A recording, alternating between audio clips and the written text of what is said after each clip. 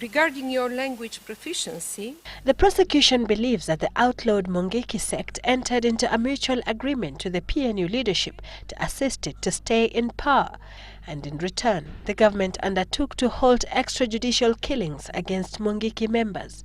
It's an allegation that the MUTHAURA defense team now seeks to impress upon the judges through its witnesses as a mere falsehood. No, the government did not support Mwangi. Although Thuita admits that there was unease creeping in among members of the Kikuyu community, where almost all Mwangi members are drawn from. There was this feeling amongst the Kikuyus that the government was failing in according them equal protection before the law.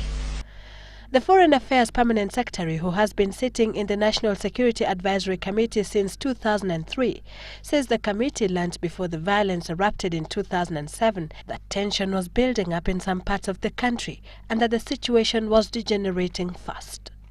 There were possibilities that in certain areas where the elections were hotly contested between the three main parties, there was likely to be violence. And so the National Security Advisory Committee met to strategize on how to quell the violence in a meeting attended by MUTHAURA, former Police Commissioner Hussein Ali and the then Education Minister George Saitoti. What would you say to the suggestion that these same men sitting on that Anzac table that day were the ones who actually planned the violence they are trying to resolve?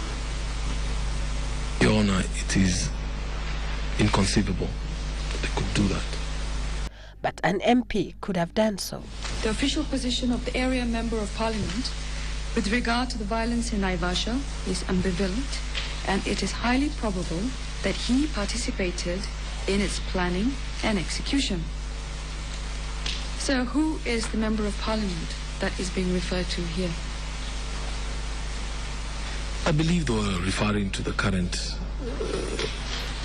member of parliament for Naivasha, Honorable Mutudo. To paint the picture that the prosecutor's allegations against MUTHAURA were merely meant to smudge his name, Mwangi was asked to describe MUTHAURA's personality to the court. Well, Ambassador MUTHAURA, being a career public servant, somebody who we all consider highly professional, he's also at a personal level very humble and compassionate. Is he someone, sir, that you know would go to a public club and start shouting from the corner of a room? No, absolutely not.